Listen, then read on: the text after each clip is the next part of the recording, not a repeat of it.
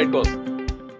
The Talk CXO Roundtable is a platform for high-profile talks and conversations with leaders and experts from diverse backgrounds on the need for ideas and innovation that transforms leaders, impact organizations, and develop evolving and strategic business models. This is an initiative by The Talk, a new media and thought leadership platform. Thank you, Satish, for setting this up. The event is brought to you by the Elegance Advisor Consultancy. The Elegance Advisor Consultancy is founded by Ms. Taylor Elizabeth, and she works with executives, entrepreneurs, and corporations to help empower individuals and teams around the world to develop effective and professional personal brands. Thank you, Taylor. Thank you. Today, we are going to talk about another interesting, I would say super interesting topic. That's the culture of respect, professionalism, communication, and other aspects essential for organizations today. Couple of examples that strike me hard that I wish to highlight are the names like Google and Zappos. Google, of course, all of us know it's known for its relaxed, casual work atmosphere, but that doesn't mean that the office etiquette is not important. It does have a clear code of conduct, and it does give expectations, guidelines to employees in terms of respect, communication, professionalisms, and the way the work is conducted. Coming back to Zappos, of course, now it's an Amazon company, and it has set high standards for itself in the field of customer service. So excellence in customer service is known synonymous with Zappos, where employees are trained to be respectful, professional in all their interactions with their customers. Now, shall we step into the world where office etiquette holds the key to unlocking team excellence? Let the show begin. I would like to start by welcoming all the panelists on this wonderful afternoon. Not in any specific order, but I would like to welcome you all seven. Mr. Dr. Jagmohan Rishi, Vice President, Global Head, L&D, Coaching and Digital Customer Experiences, Wockhardt Limited. Welcome, Jagmohan Rishi. Mr. Chandrasekhar Mukherjee, Senior President, HR, Bilosa Industries Limited. Welcome, Mr. Chandrasekhar. Thank you. Mr. Vijayanand Krishnan, Global Head, HRD and CHRO, Manav Energy Private Limited. Welcome, Vijay. Thank you. Mr. Sabyasachi Datta, Country Managing Director, Crown Agents India. Welcome, Sabyasachi. Mr. Anshul Gupta, National Head, University Relations, Team Leads Etiquette. Welcome, Anshul. Mr. Atul Chuk, Founder and COO, Beyond School. Welcome, Atul. And Ms. Taylor Elizabeth, Founder of the Elegance Advisor Consultancy. Welcome, Taylor. And I would like to invite Ms. Taylor Elizabeth for a brief welcome note, please. Over to you, Taylor. Thank you. Good afternoon, everyone. Thank you so much for being here today. Thanks to Mr. Satish for organizing, as always. It's very much appreciated. This is a topic that is very close to my heart. I am incredibly excited to hear everybody's input and the impact that they felt that office etiquette and professionalism has helped in creating or could help to create more success in their own culture, in the cultures in which they work in, as well as maybe they've seen this in their career. As somebody that really champions this and has been recognized around the world as somebody that really champions business etiquette, professional development, and things of that nature, I always love to hear different perspectives, especially different learning experiences from different industries. And I'm very happy to hear what we're going to talk about today and to exchange ideas. So thank you again, Mr. Satish, and thank you all for being here today. Wonderful. Thanks. That's a nice short note. Thanks once again. All right, let's. I would like to start with some questions. Of course, this topic can be discussed for hours together. I mean, it can never be short. But considering the brevity of the time that we have, I would request brief answers, probably 60 seconds, so that I would like to throw a lot of questions and pick up as many insights and thoughts from your from experienced professionals like every one of you.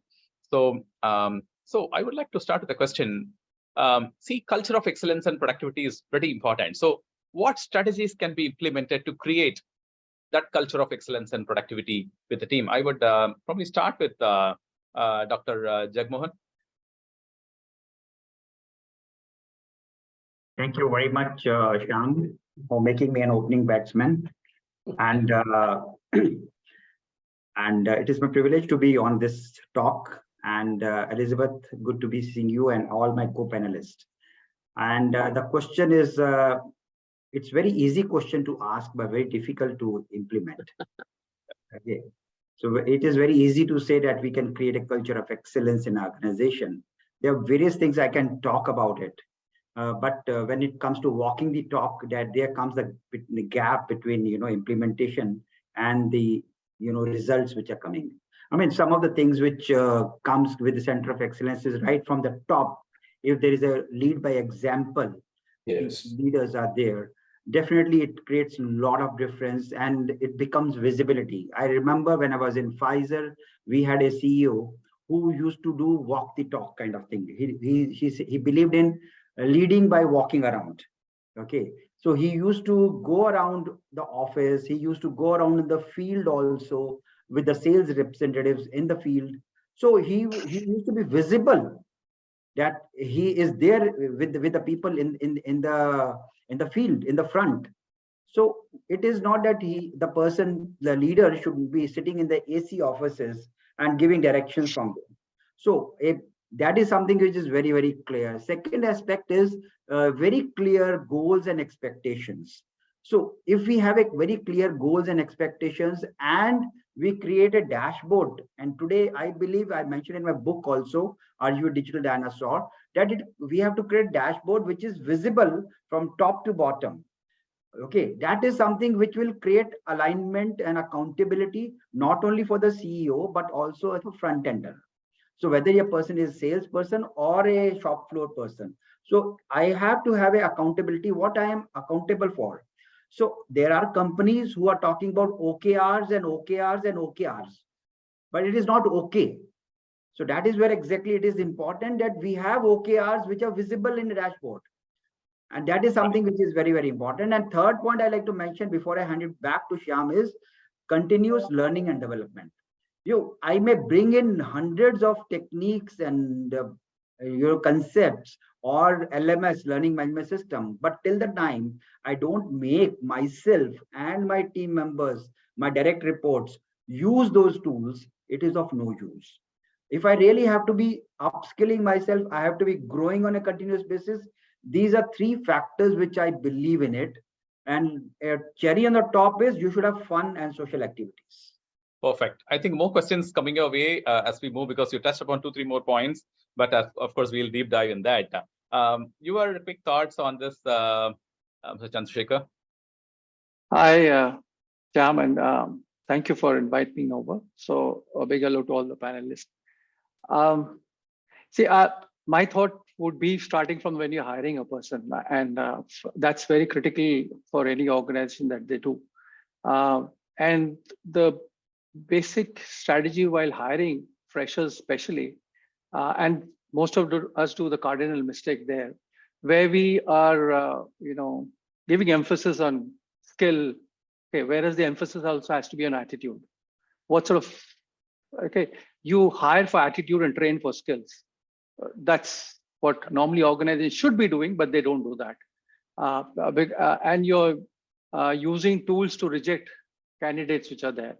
When I go to campus, I go anywhere, when I'm especially hiring junior to middle level people, I am only looking at attitude and I'm looking at trainability, whether a person can be trained and attitude, that's it. And if he has both the things, obviously everybody's got an MBA, everybody's got an engineering degree, everybody's got the same thing, whether it's from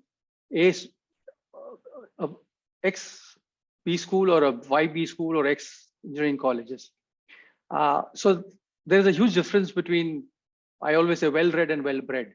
If you want to have the culture of the organization, you need people who are well-bred. And when I say well-bred, I'm not talking of, I'm talking of value systems, and that's very critical.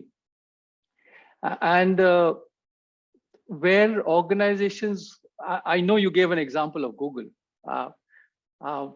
Having worked for so long and working for especially, we've forgotten giving examples of FMCG. Okay, the FMCG are the right examples to give for Great Place to Work initiatives, or whichever it is, very honestly, and I'm being very frank over here. If both my kids are in the Bay Area, but if somebody tells me people are happy with what Google have done and the way they've asked people to leave, the answer is no.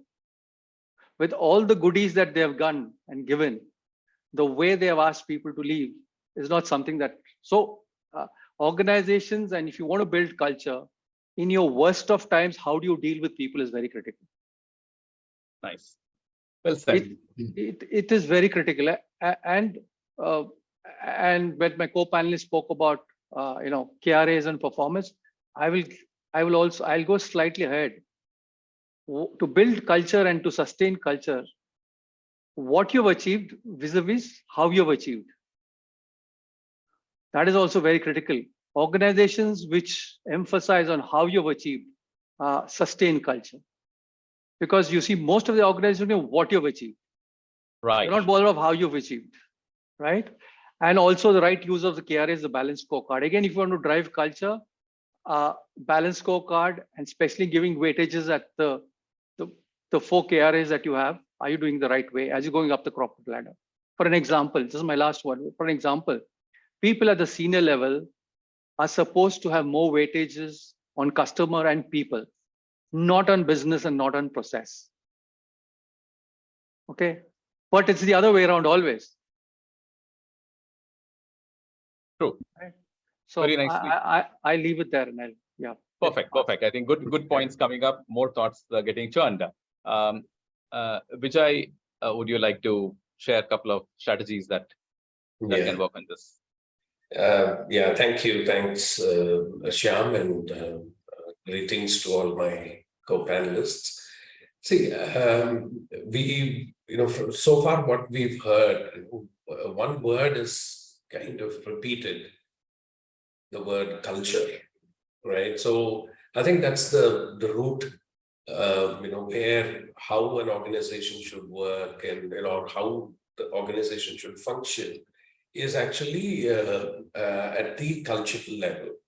So how do you get the culture, installed, or how do you get the culture created? So basically, culture is nothing but a set of people or a group of people doing things or thinking in a certain way based on a set of values.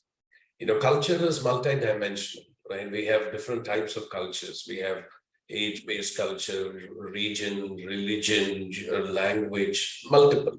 So in an organization, it's this organization, a culture formed within this organization. So basically, the values of the company, of the organization, decides how the culture is going to be for that organization. So I actually found a mathematical way of actually making it happen. So this, of course, several years ago, when I was, the first time I became vice president in a company, I've been in the HR space for about 32 plus years. So we had this challenge of bringing in new set of people into the organization. And one agenda we had was to get them all imbibe the organizational culture.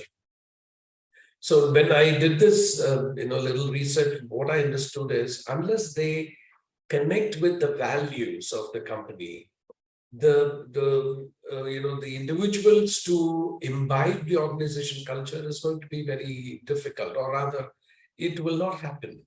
So the easiest or the possible way to handle this is I tried linking their personal values to the organizational values. Thereby, the individual, each employee can actually relate with that. And when he did that, he's able to appreciate that this is the way the organization should function. Okay, and so I won't say it's a foolproof or a 100% possible method to make it happen, but I'm very strongly assured that this is a very easy or possible way to make it happen. So I could see the results. Like the entire management was surprised, and we were happy to see how people started imbibing the organizational culture. The other way to do that is, we spoke about the KRAs also, the KRAs and the key performance indicators. So in the performance appraisal, template, I included the company values. The imbibing of the value system is also one portion of the performance appraisal template. So in the performance appraisal, when you appraise a person's performance in terms of how he is performed for the business, for the specific role that he is responsible for the team, at the same time, an evaluation of how well he has imbibed the culture, or how well he has become a part of accepting the company values. It gives a clear indication of how the person is becoming a part of the culture. Very true. I think the value systems really play a big role in. Yes, the value system is very important, and linking it to their personal values makes it easier for them to understand that. Okay, good point. Thank you. How about your thoughts, Sabyasachi? Can you share your insights on strategies? Thank you, Shyam, and good afternoon, good morning, everybody from across the globe. Thanks for having me. This is a very kind of a relevant topic that we are touching today. And I'll try to stick to the exact question. The question was, how do you create a culture of excellence? And I'll borrow a thought from Mr. Mukherjee, what he said about picking up freshers from the campus. But while I was listening to the other speakers, I was mentally preparing some points. So I'll try to quickly, without rambling through, I'll just like to talk on a few points that I think would be important to understand. How can a company, a center of excellence or a culture of excellence, you can bring into the company that you are heading, or you are at a CXO level, what you can do or what you should do. I'll say the first point that I'll look for is I'll look at the high performers, and I'll try to keep them so much motivated and so much engrossed that they keep raising the bar for others. So that's how that will help me to kind of create a kind of a culture, kind of an excellence within the team and in the organization they're from. I'd also like to kind of communicate in as clear language as possible, without any ambiguity, on what the company's vision and values are, so that it's understood and kind of drilled down right from top to bottom, that this is what the company is all about, and this is what the company values, and this is what we want to do for the society, for the world at large. The hiring, Mr. Mukherjee already talked about. I totally agree with him. We need to look for the right guys. We need to look for the guys who fit into our culture, the company that you are working with or you're going to work with.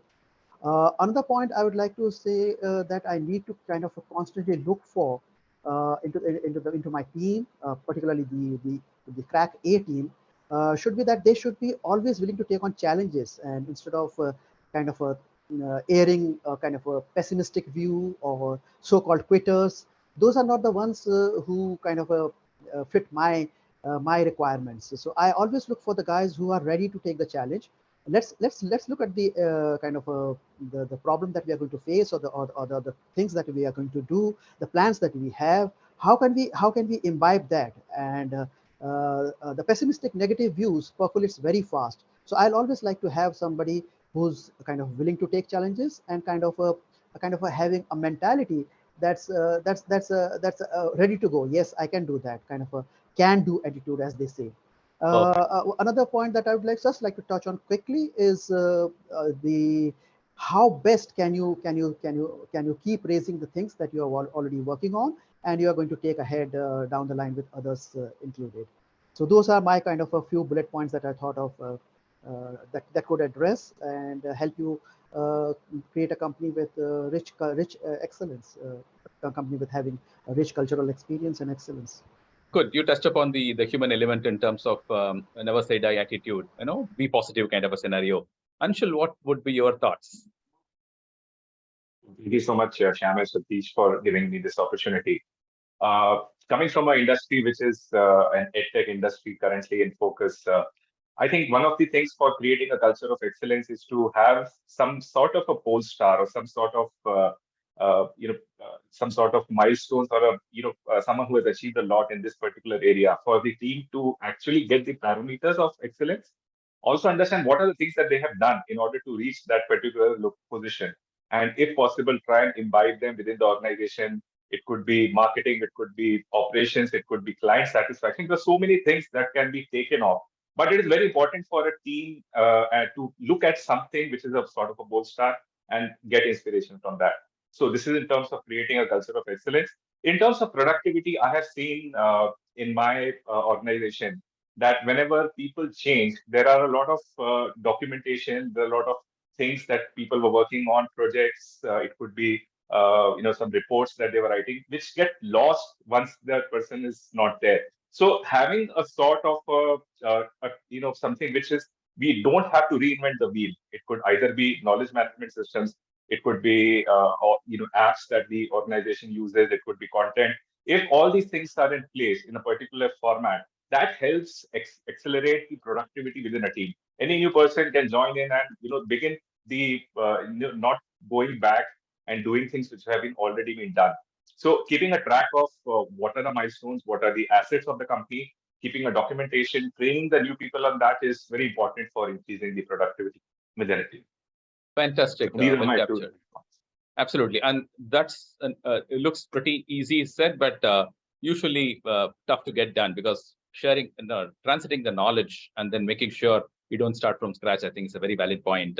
Over to you, Taylor. What would be your suggestions, strategies on this? Thank you very much. So I agree with everything that's been said. I'll probably talk a little bit or expand a little bit upon Artie, what's been said from my area of expertise and from the coaching that I've done in several different countries and the different teams that I've worked with. So I would say that it has two parts. There's the organizational part, and I think many have said this already. This goes into your planning, your metrics, your accountability, making sure that you're doing follow-up and assessment, that this is all very clearly communicated, whatever that is, because that will go into creating the culture and also supporting the culture and also reassessing the culture, because oftentimes that's where companies fail, because they think they have a culture. For example, Google is a really good example, because they do very well at branding outwardly, but inward, if you do speak to their employees, the culture is very different. They feel it's very different. You have mixed feelings on that. So reassessment of the culture is really important, and holding themselves accountable to that. And then also making sure those values are woven in there, even in the planning part. So that's the organizational part. If we're trying to achieve excellence, there's also the human part of it. So when it comes to the human part of it, it is a lot to do with awareness. We led this whole conversation with, you have to lead by example. All leadership positions need to lead by example, from top to even in operational, even people that are not necessarily doing the business of the organization, but they may be running the operational day-to-day parts of keeping even the building open. Whoever is involved in this corporation, whoever is leading, needs to lead by example. And if they've been created a good organizational structure, everything is well communicated, they're aware, it keeps on getting reassessed and evaluated, and then they feel actually on board with it. And coming into that is some kind of awareness. So as leaders, and this is often what I coach. So I very heavily coach mindset. I very heavily coach emotional intelligence, mindset, as part of professionalism, as elevating yourself in a professional environment. And mindset is key with the leadership itself, understanding the power and the impact that they have by leading through example, but also by challenging and opening their own mindset first. Even if they have this, that goes to that organizational part where you need to reassess your culture. Is it actually where it needs to be? Have you done the assessment that you need to do? And maybe the answer to that is not positive, and it's something that you have to come to front with. And are you aware of that? Are you aware and able to do that? And then you're instilling the same mindset within your teams at every level. So what kind of mindset do you want? If you want an excellent and successful team company, then you need to lead through empathy. You need to have flexibility. You want to have a mindset that's inclusive and a mindset of growth. And one of our esteemed panelists spoke today about education and training and how incredibly important that is. Education and training is, the worst place we could ever be is to think that we know the answer to something or that it's already been fully understood. because in life, nothing is ever fully understood, and we don't all have any answer to really anything. We have past experience, which we are basing current assessment and future projection on. So it's really good that we reassess that and we keep a flexible and open mindset, and we lead towards growth through education. Education in not just the skill sets that are lacking, which we will have through our assessments, or the ones that you feel that need to be there to be more competitive, but the ones that will even transform an organization and also will continue to completely support that culture. So those would be my feedback when it comes to creating a culture of excellence. Absolutely. I think it's always a moving target, and we need to recalibrate things. Those that worked yesterday may not work for the future, right? So I think the recalibrating and making sure that we're aligned becomes very critical. And of course, you are right. There is no one perfect company in the world, right? So otherwise, it could be an easy template to copy by everybody else. But I think it's evolving. Nice, good point. Now, I would like to ask. I will start with Anshul. Would you be able to share one interesting thing that you did that encourage open communication and collaboration among the team members? Now we are deep diving one by one. So, what would be the one thing that you did to encourage open communication and collaboration? So one of the things that I thought that when you're operating in a team is to make sure that the goals are communicated very well. That is one aspect. I have found that by talking to people that my interpretation of a goal might not be the correct interpretation of what the person has understood. So getting the team on a common platform of what we are looking to achieve is very important. Once that is done, it is my job as a leader to ensure that they have the tools to make it happen. If supposing we are going to target certain universities, we are going to meet the vice chancellors, we are going to meet the registrars, directors, they should have all the tools that they need in order to communicate our products and services to them. So it is my job to ensure that all the marketing collateral, all the process flows, everything is in place. So I have to ensure that all the tools are in place for them to make it easier for them to go and meet someone and then get them to a point where they convert or when they sign up with us. So if I may take an example of this team, after I joined Team Leads at Tech, I ensured that everyone in the team has a common goal. And I make sure that we use digital technologies. We use technologies like Google Drive to ensure that the documents, like a very simple example of the marketing collateral. Every person will have different set of marketing collaterals. Why can't we have a single marketing collateral that is shared and worked upon by everybody in a single place? So even making certain changes leads to an increase in productivity. It leads to an increase in the confidence that the team has that we are going to achieve something. So ensuring that the goals are in place, they are well communicated, and then giving them all the right tools for them to go and achieve their particular goals. This is something that I've tried. Thanks, Anshul. Mr. Datta, what is that you could highlight as an example that you did for encouraging open communication and collaboration?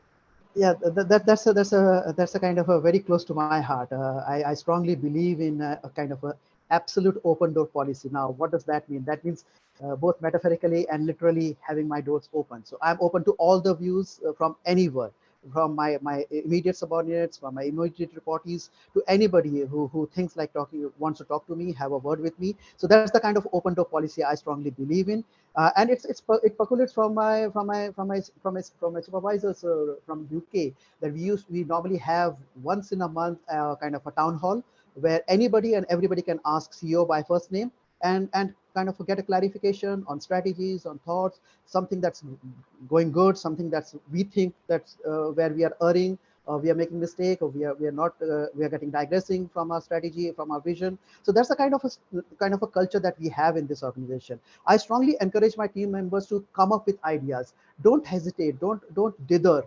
If you have anything in your mind, just come up and spell it out. So I welcome all of them, and we kind of rationalize, thrash them out. Something to stay, something to filter them out. That's the way we kind of welcome feedback, ideas, suggestions, where we are going wrong, how do we tackle problems. Every day we come across hundreds of problems. Maybe all of them could not be best solved by me as the head of the company. There could be many ideas that I might be overlooking, or something that I might be missing. So I always welcome and try to kind of air the views and kind of talk about freely. I always prefer to be a little brief when I talk, and prefer to listen more That may be because I'm a little bit kind of an introvertish by nature. So maybe that comes quite natural to me. So these are the ways I welcome a kind of a very open communication with my immediate reportees, with my immediate CXO panel that we have, and maybe down the line, say to the branch office, to the field staff, to my colleagues across the world.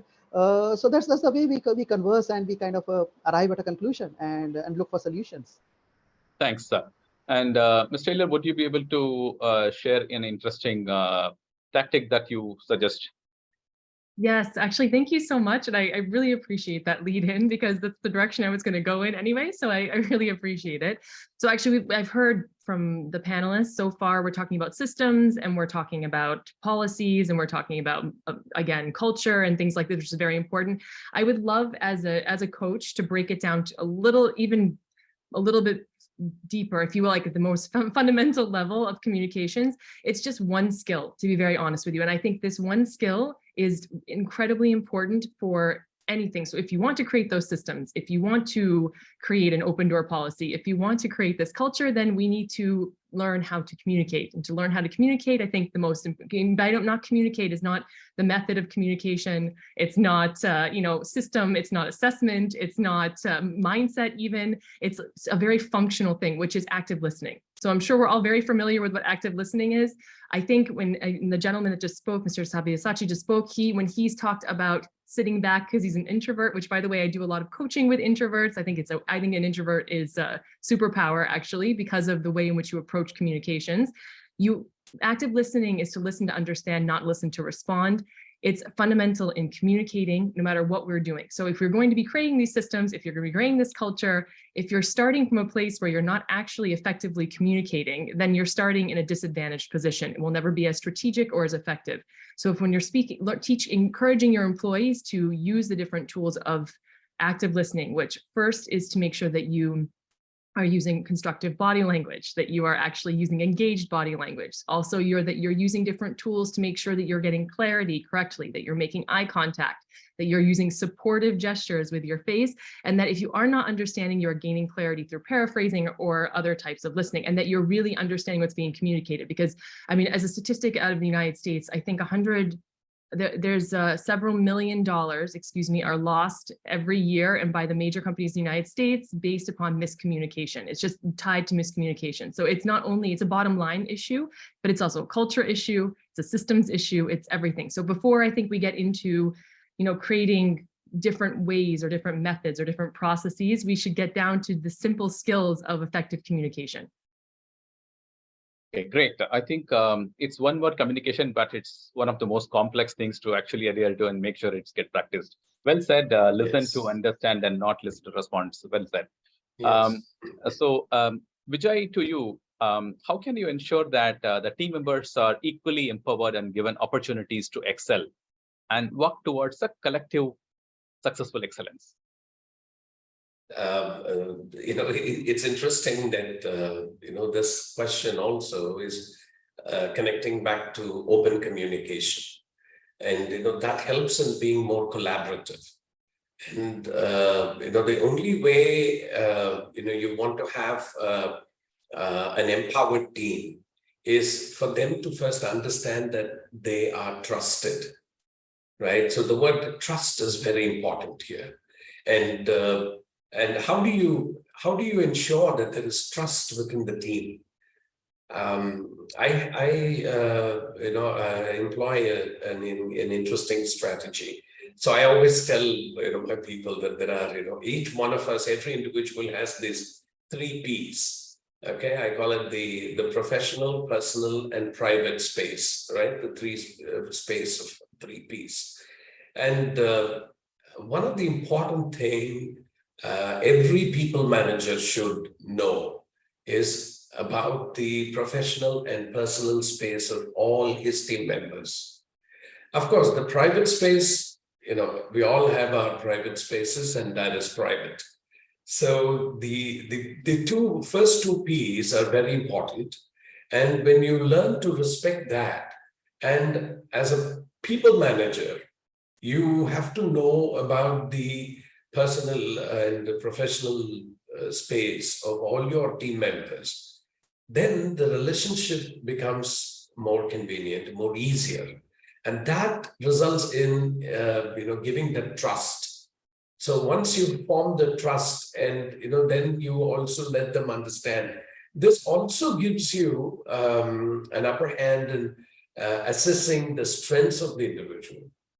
And thereby you can understand what is the level of responsibility every individual in your team can take.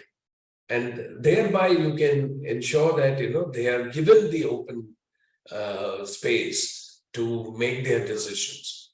So empowerment is something which I feel is not given to someone, but, they themselves will have to take it up.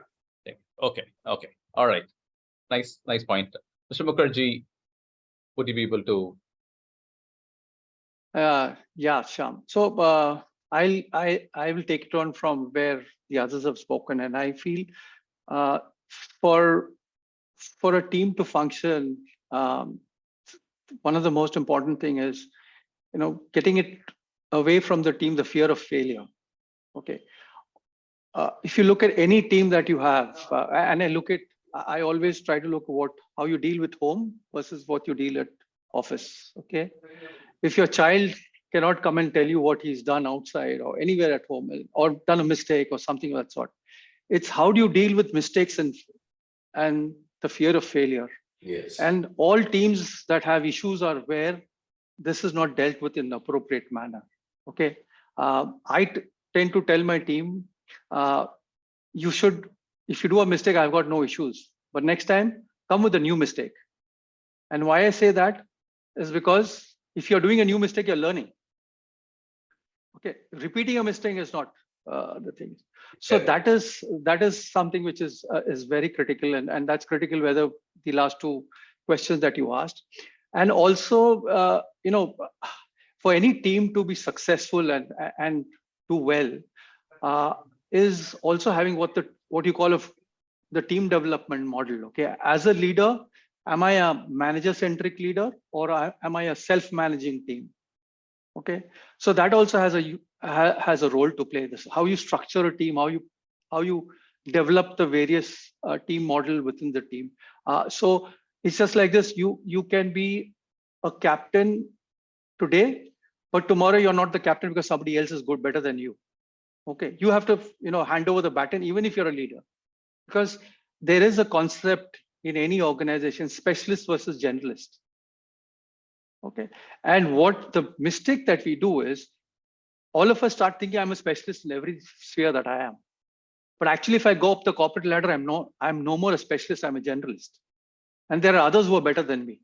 So I have to ensure, and that project or that team, he is the leader and I take a backseat. Okay, so and that's how the trust is built. Okay, it's easy to say trust. If you ask me honestly, how many of us can say that we have within our family, within father son, father daughter, there's a trust. Okay, so over there when we cannot say 100%, how can you? So it's all comes back as at home you've got 100% trust is when actually you empower. But when you empower, how do you empower at home? You delegate at home. Okay, yeah. You don't tell your child, okay, this is the 100 rupees and do this is what he's supposed to do. He takes the 100 rupees or $100 and he spends it the way he should spend it and comes and tells you, and he on his own volition tells you how he spent it. Right. And in office is the same thing. Okay, when you say a guy you are a leader, then he decides how he needs to deal with the entire situation. Not then I'm the leader, you come and ask me everything, do stuff like that. So yeah. Okay. Good. You brought 2 points to my mind. One, of course, when you say trust the leader, and before I take this point to the opening batsman to align with the cricket. So people say, I mean, we are CSK followers. Whosoever follows cricket, and people say, yes, I have a Captain Dhoni who backs me up. Even I failed 2-3 times or 4 times, I for sure will come back and play again because that's a trust he has got. So I get the confidence rather than I have the fear of failure. And there is another interesting topic you said on the leadership, right? There is one organization, global organization that has every year one leader, right? And that's, you might have guessed it. Yes, that's Rotary International. I've been a club president a couple of years ago, and where every year the leader changes, right? leadership remains. Right. So that's an interest. So what you, the opening batsman, Dr. Jagmohan, your thoughts? Thank you very much. I think all the points, very relevant points, have been covered, right? From Okay. clear communication or Yeah. the trust. I remember a very interesting quote on trust, that trust is built in drops but lost in buckets.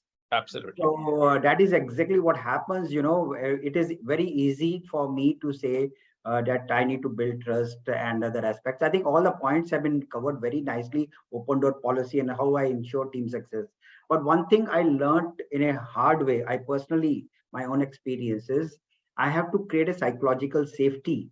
And that's exactly what you talk about, the Dhoni's example, or even Mr. Mukherjee mentioned about it, that I should be ready to accept a mistake, but at the same time, he should not commit the same mistake next time. So Absolutely. come with a new mistake next time.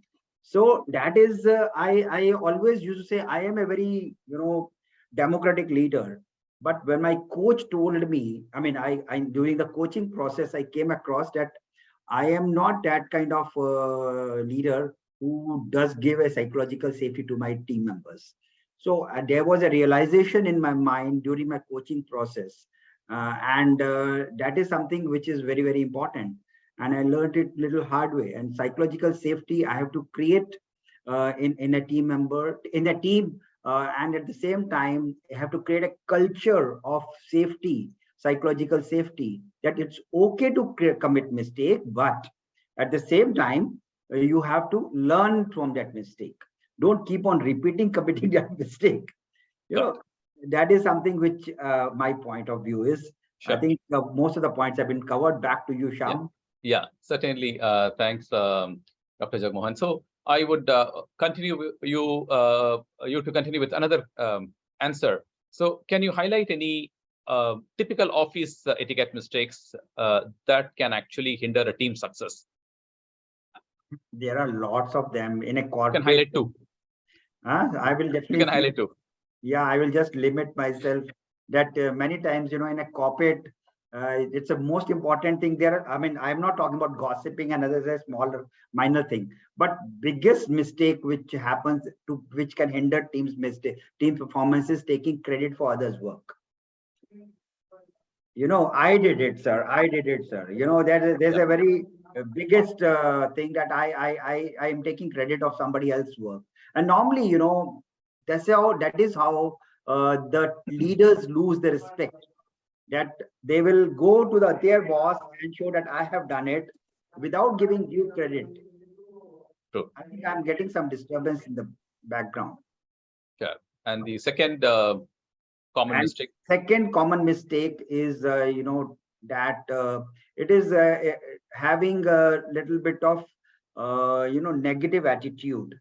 Not having a growth mindset, not accepting the people, that I have come from this culture, multinational culture, and that is what people should do, my way or highway. That is a second mistake which is there.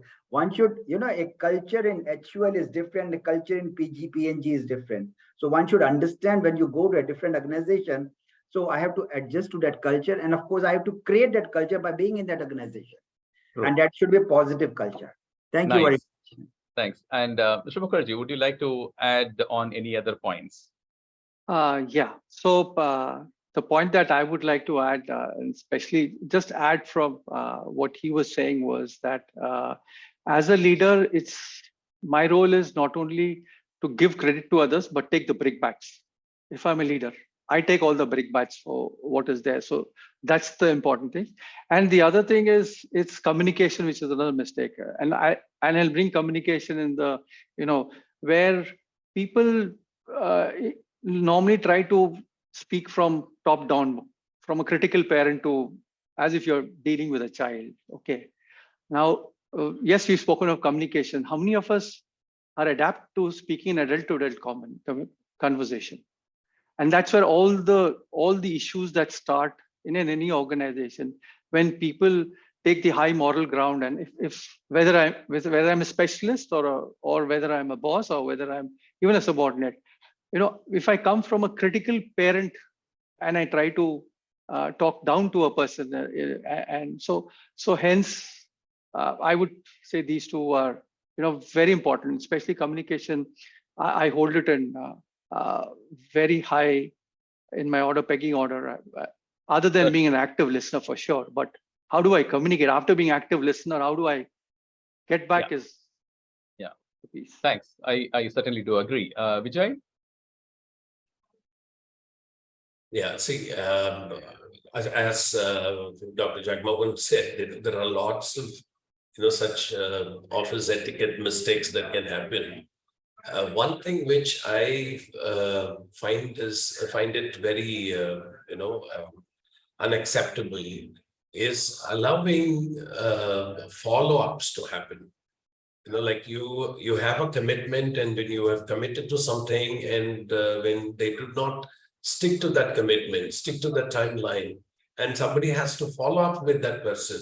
And if it happens frequently, this is like, coming late to the meetings and things like that. So that becomes a very, disturbing, etiquette mistake, I would say.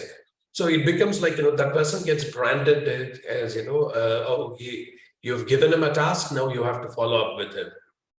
So that is something which, is very, very unacceptable. And people will have to be trained to understand how they need to keep up their commitments, and then make sure that they don't have to be followed up to complete their tasks. Certainly. I think nice points that had come up. So, Mr. Taylor, would you like to say how can these be avoided? Maybe a couple of pointers. Yes, thank you so much for all of this. Of course, I have many different things to add to this, but for the sake of time, I will stick to everything that was said, because I will support all of that. Those are some very key ones.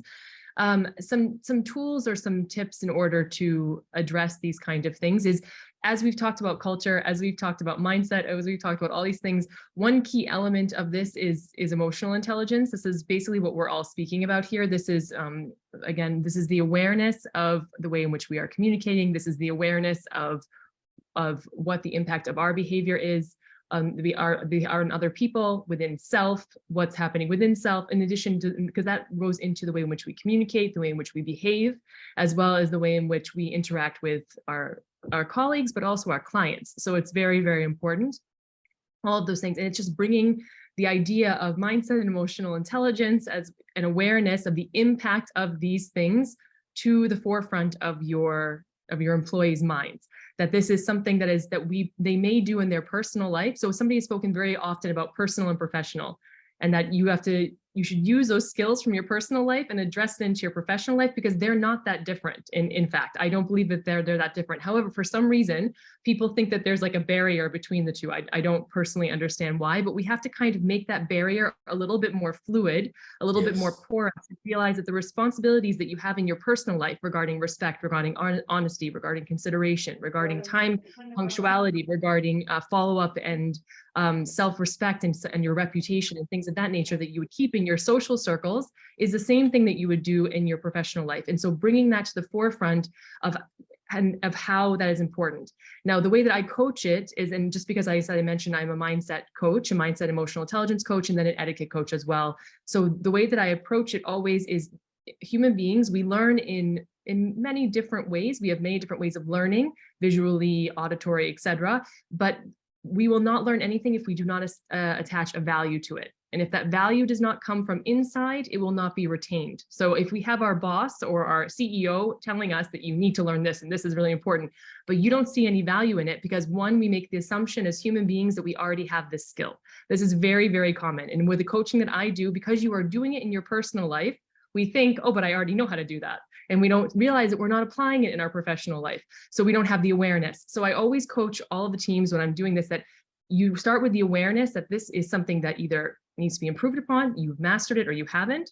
And then that it's important, and this is the value proposition. Why is this important? This is important because it's helping with my communications. It's going to create stronger teams. It's going to help me in my success in the way that I'm tracked within the company. It's going to help me make more sales. Whatever that particularly thing is, you realize the value of it, and then the value of not having it. Like, what's going to happen? You lose your reputation. you lose clients, you lose money, you lose time, whatever it is. So you have to make it valuable to the individual. And then you go and coach all of the skills. So you coach the skills of communication, of behavior, and of image, not necessarily image consulting, but image, like how you hold yourself, how you speak, how you, exactly. So how you, those kind of things. So that way, not only are they aware, so you've brought them to awareness, you've then brought them to the skill set, and then they're able to adopt it because they've seen a value in it and apply it, and then use different skills and tools to apply it. It's incredibly important to have it in that order. And it really starts with, if you're including different trainings in your company, we get a lot of different trainings for different things, for skill sets, for, I mean, even basic, very basic things, but these kind of skills are applicable no matter what the industry is, no matter what area of the industry it is, and it will increase and help each company in each area to improve. So it's really, really important. Etiquette is, because it's a relationship between people. And that's at the basis of every company, and the success of every company is how well those relationships work or break down. Absolutely, spot on. Thanks. Very interesting. I mean, quite a number of points, but I think if this is followed, then I think we have solutions to most of the problems. Anshul, of course, we know training and development is very important in supporting a team success, but how can executives prioritize this investment? So you're right that training and development is very critical for a team and individuals to grow in the company, take up new challenges, also identify the areas in which they need to develop. One of the things that I think many companies should consider is that instead of thinking of training and development as a single individual thing, they should have 2 or 3 individuals or 4 individuals who are a part of the team to see what are the parameters that need to be worked on for those individuals to be successful. And having all those 4 individuals take up that program, chat among themselves, find what is the kind of progress that they're making, instead of making it an individual sort of a training program. I think that will help elevate the team. That will also help elevate them to pursue a common goal. And if these performance metrics or if these training metrics are decided beforehand, that will lead to a more effective training. What happens right now is that we go the other way around. Many companies have a hammer and they find a nail where they need to use that particular hammer. So instead of that way, we should probably go to the individual or the team, find out the set of challenges, find out the set of goals that they need to achieve, get an understanding and an estimate of the current goals, and find the correct training program, identify the training areas where those particular deficiencies can be overcome. So I thought making it rather than an individual effort, more of a team effort will rather give good outcomes in training. Certainly. And Shraddha? Thanks, Shyam. Before I answer this question about training and development, I just briefly like to touch on the previous question that was pretty close to my heart and pretty important, I felt, regarding the etiquettes. And the 2 points that I think would be of importance and what I as an individual feel are like, you need to show, when I talk of etiquettes in my company, I prefer that people show respect to the authority. You can have disagreement or kind of a dissent when we are talking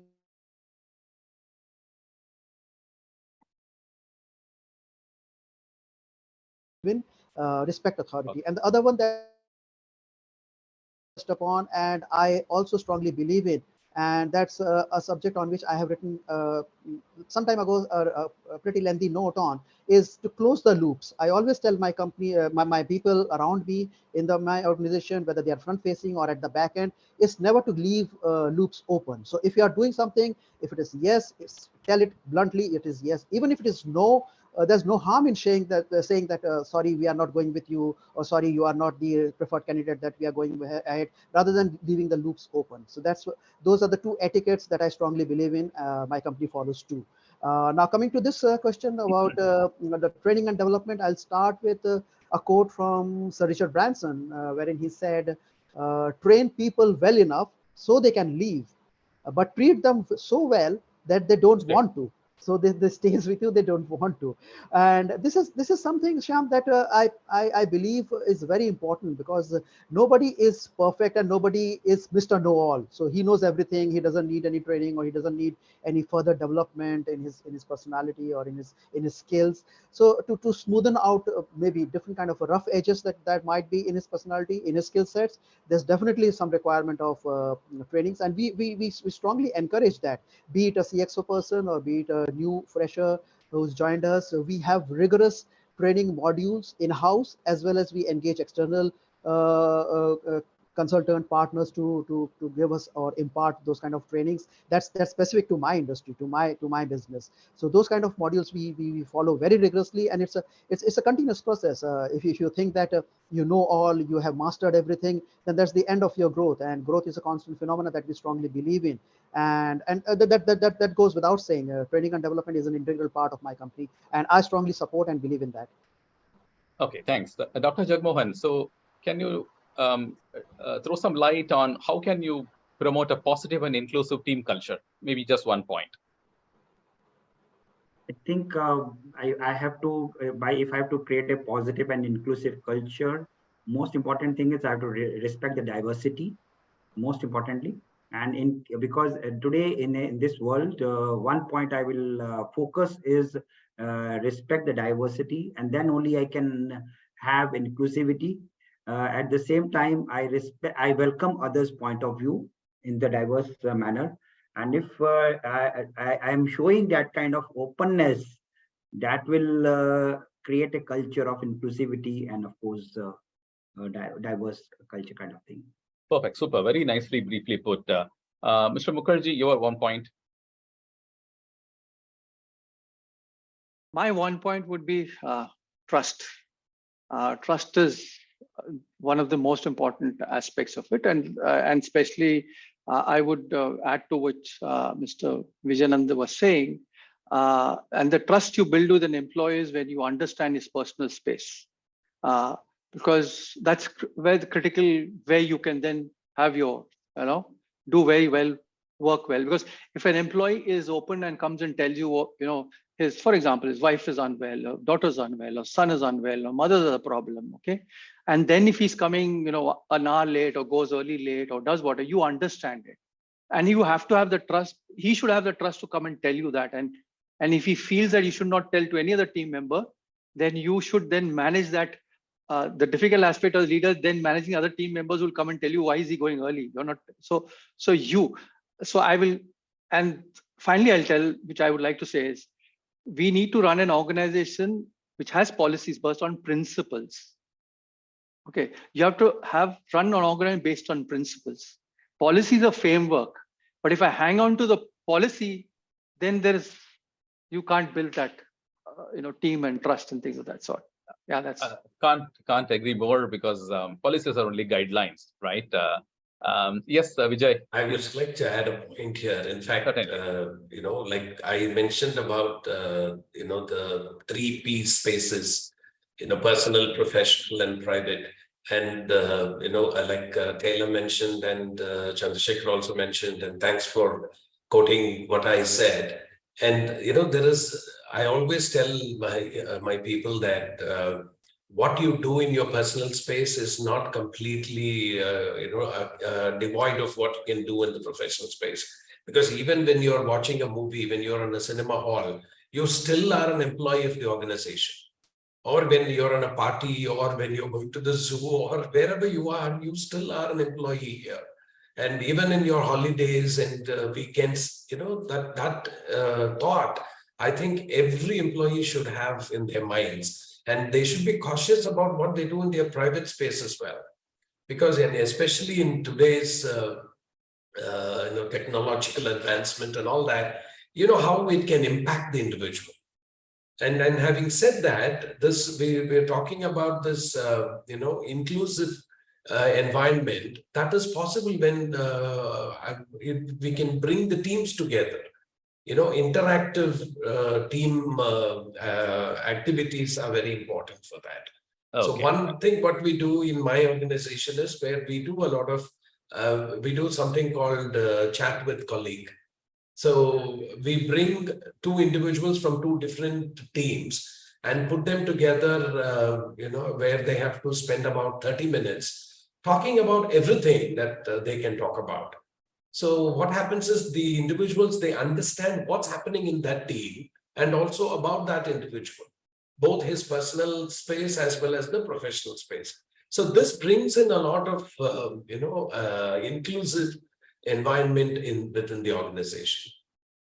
Okay, very interesting point. Good to note. Thank you. And we touched upon this topic that how do you measure and what do you measure and things like that. So dwelling onto that point, so the question to you is, what would be the indicators for a team success? How do you measure?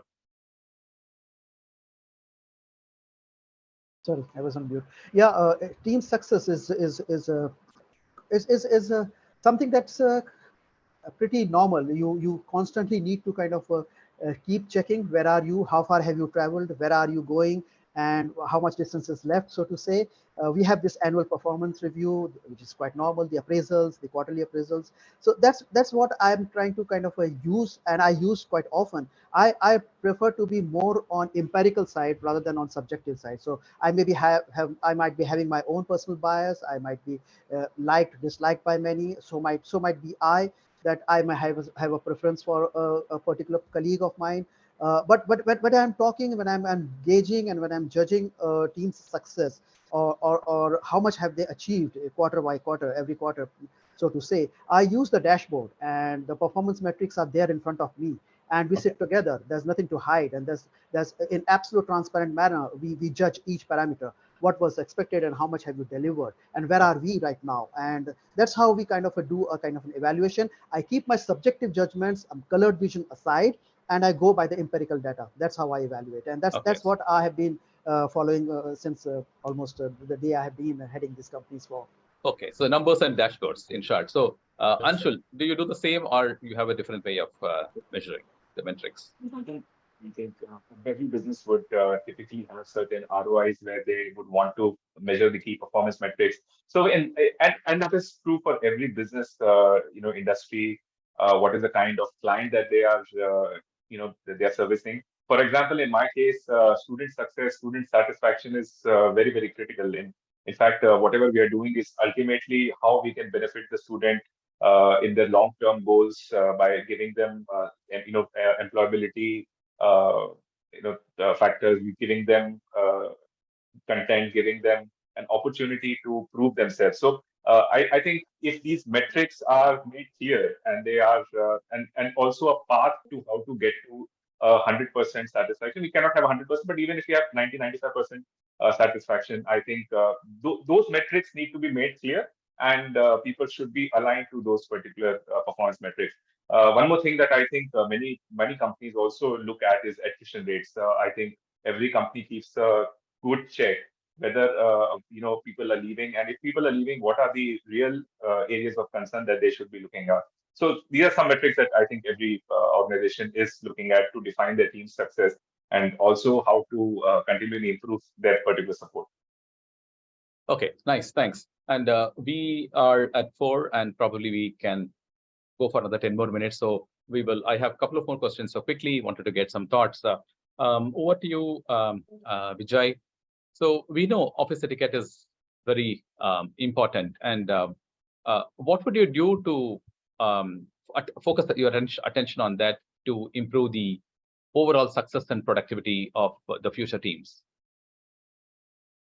Yeah, and so as we all spoke about it, how do you, and I gave this example of, people allowing them to be followed up on, tasks given to them.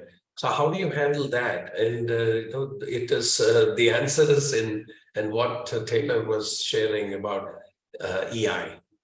It's all about, making that person understand what happens when you put yourself in a situation where you need to be followed up, or what happens when you are given like a unique treatment, like what Chandrasekhar was talking about, in terms of somebody has to leave early every day, or maybe to pick up a child from the school, or whatever personal reasons. when others are not aware of it and they feel that, this person is being given a special treatment or, a leeway there. So to whatever extent these things can be shared with team members, I think that is very important. And also to imbibe basic manners, basic professional behavior in terms of understanding, what, let's say, for example, policies that are built around, proper behavior in the office, like workplace harassment and things like that. That can actually put a control on maintaining the office etiquette. Okay. So, and we have actually put up a guidelines on what are the expected etiquettes when it comes to, like, you go to a conference room and when you leave, you're supposed to make sure that the chairs are put in place and the lights are off when you're not in your common office room or conference room and all that. So these are basic etiquette, so how do you dress up? We don't have like a dress code which says that you need to be always dressed in formals, but at the same time we do have one dress code which says that you cannot dress a very disturbingly or unprofessional way. Yeah. So these are basic etiquettes which needs to be instilled and made sure others understand that. Sure. And Mr. Datta, would you like to add some? Look, as a leader, what I believe in that you should have the capability to judge what's going right and who's making up and who's genuinely putting in efforts.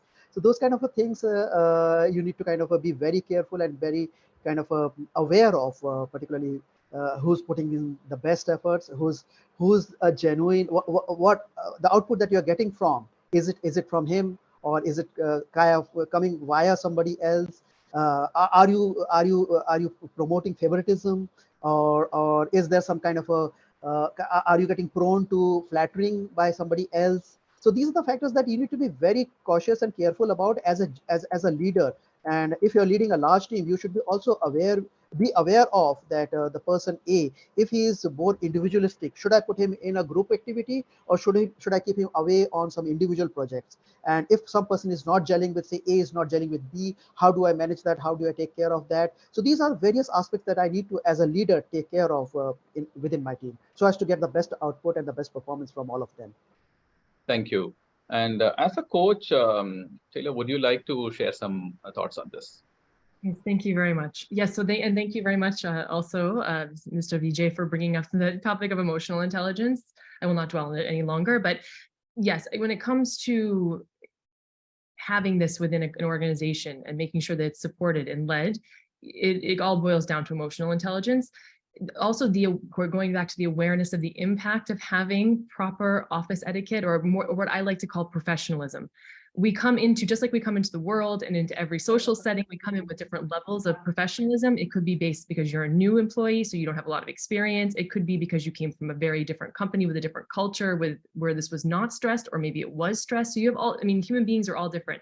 The beauty of being human is that we are diverse and that we are different and that we are coming with different skill sets, different intelligences, different abilities to create something wonderful in every company. Otherwise it would be very boring and we'd be automated, we'd be AI, so it would be very boring otherwise. So it's important that we realize of the awareness of the impact of having professionalism, why it matters on a personal level, but also on a group level and the company level.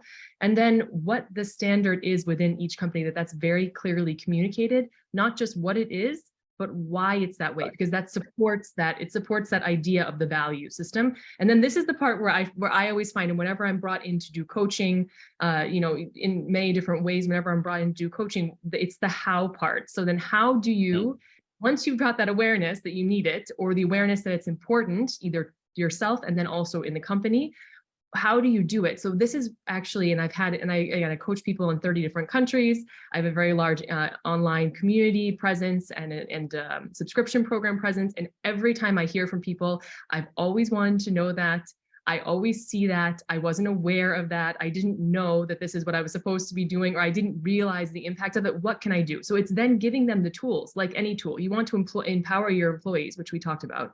You need to give them the tools to be able to do it, which, I mean, a great example of the chairs, which is a great thing, because that's about respect of other space, respect of those people that are coming in, also respect of the organization itself. So that the concept there is respect, but that carries into so many different things. But it also other behaviors like how to lead a meeting, how to respond, how to sit in a meeting, what not to do, like don't eat. I mean, this, and it boils down to this: when you're in conflict, how do you address the conflict?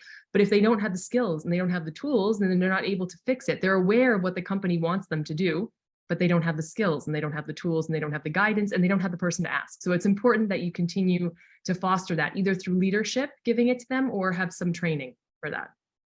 Nice. Many a times people may not know, or if they don't, then how to do it. I think two different aspects you brought in. Thanks. We have one final question. So here, how can we bring in the culture of ownership, accountability, and responsibility for the future teams? What should organizations do? I would ask Mr. Mukherjee to throw some light on this. Thank you. So I'll go to the basic first. Okay. Business, when any business leader or business organization is doing it, so for anything of this sort, are you doing business at any cost or business at a cost? Okay, that's the first critical answer that everybody has to answer. So automatically you'll get ownership, you'll for anything, then you'll have the right structure in place, you'll have the right processes in place, you'll have everything in place. If you don't have that right, what the various panelists were speaking about, the values of the organization. So all this goes for a toss when normally then people come to do business at any cost. When you're doing business at any cost, you cannot. And that's a huge difference between organizations like, I always keep saying, whether it's a Colgate Palmolive or a Levers or a P&G or, the big pharma companies, they do business at a cost, not at any cost. Okay, so you need to put and then have processes in place. I'll also like to add is any organization to have that inclusive culture. Also, you have to have processes in place. For example, in my previous organization that I worked for, Colgate Palmolive. So there were people, some of us got posted in distress posting. So anybody who came from either New York or from Bombay, when I was in Nepal, they had to stay back a day to meet the families of expats. That's compulsory, or take them out for dinner. So you have to have process and processes in place. Okay. Just by saying that, okay, fine, you have to do that, you have to empower the manager and you have to make them. So the organizations that deal with the leaders appropriately. And if you look at all organizations, wherever you've had layoffs, the leaders never lost his job. True. The functional head, the business head doesn't really lose his job. In a bank, I work for the largest exchange in the world today, National Stock Exchange. You don't see people losing their jobs. Whereas the junior most person loses his job. How's he or she responsible for it? For something which is, I don't want to name the companies which are going down the tube today. Today, if you look at so many startups having problems, it's because of the wrong culture that have imbibed. Most of them have issues, whether it's any of them that you know. So having the right processes in place, having the right systems in place. So I always encourage people to use the organization system design model, which is the model to be used to put systems and processes in place. Yeah. Thank you. Over to you.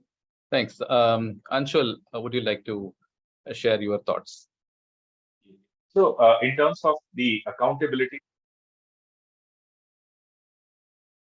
the vision of the organization, the objectives are broadly clear to even the last person in the organization, even at the lowest levels who's operating. But there are certain lines which also should be made clear that cannot be crossed while working for the organization. So that is something that at least the overall objectives, not to-dos and not to-dos should be made clear to everyone in the team. Also, people should be made aware that for each stakeholder, what is the benefit if the professional standards are maintained and managed by the company? And they have to be in a very measurable format which is understandable by everyone. Say, even if you say that by being professional, we will have higher client satisfaction, we will have better quality of work, we will have lesser time to market or lesser time to complete a project. Even these things will ensure that people understand the benefits of being maintaining a professional standard. And lastly, rewards and recognitions is the company. So this personal growth should be aligned to organizational growth, and this should be made clear to everyone in the organization. Okay, nice, thanks. And Dr. Jagmohan. Okay. If you don't mind, I would like to add a point, may I? Okay, yeah, briefly, yeah. No, after you, sir. After. Yeah, please go ahead and shoot. And you want me to? Okay. Yeah, you can. Yeah, go ahead. Okay, so I would just like to add to the points that Ms. Taylor, Ms. Chandrasekhar, and Anshul made. When it comes to ensuring that there is accountability and responsibility, I use something called the OFS. I call it the open feedback system, which means that you encourage people to ask for feedback and also give open feedback. And I'm happy to say that I've been able to build a culture of open feedback system where nobody will get offended, and we also train people to keep it very, very professional. And so with that, what happens is, and this has to start from the top. So if I, as a head of a department, I ask if anybody in my team, even the junior most, about a certain activity, or let's say for a presentation that was done. And I would ask for, open feedback, like say, what did you like or what you did not like in that. And when you encourage that, and it becomes a part of the culture, and that automatically, will beget accountability in there. Okay, so it's Thank open you. communication and openness to culture. Open feedback, coming to the same point. Yes, Yeah, I actually have a separate question to Taylor Elizabeth. So this particular panel question, I'm ending with Dr. Jagmohan. Yes, over to you. Okay. So I answer this question from the way we started it. You create a culture of excellence and ecosystem of excellence and responsibility and accountability. Obviously, the results will be there. I mean, I give a simple example. In organization, we may have set of rules which people have to follow, but that is an ideal scenario. But when the leaders lead that themselves, walk the talk, that is a time when the culture is set. Take example of my own example. My wife, when she was getting treated for breast cancer, there was a challenge. There was a lot of pain in me, and organization supported me with that particular aspect. That okay, you can work from home. That perspective. If I am misusing that particular aspect, I would be not living to the expectations of the organization. So that is exactly what I'm saying, that if it is in the DNA of mine that I have to work even when I'm working from home, that talks about that aspect. And that is exactly what circle of excellence comes, my dear friend. I think I'll not take much time, sir. Thank you very much. Nice, well captured and summed up. So over to you, Ms. Taylor. Now that you have been coaching people around, how does your firm help organizations to enhance productivity of teams and their businesses? Well, thank you very much. Yes, so not just because I'm a practitioner of this, because my previous career before I opened this consultancy was I did international public relations in 22 different countries. So I worked with people from around the world and different cultures and interacting. So I would just say in general, and I had mentioned before, business is all about human beings, and human beings, there's so much complexity in the human condition and in human nature and in everything else.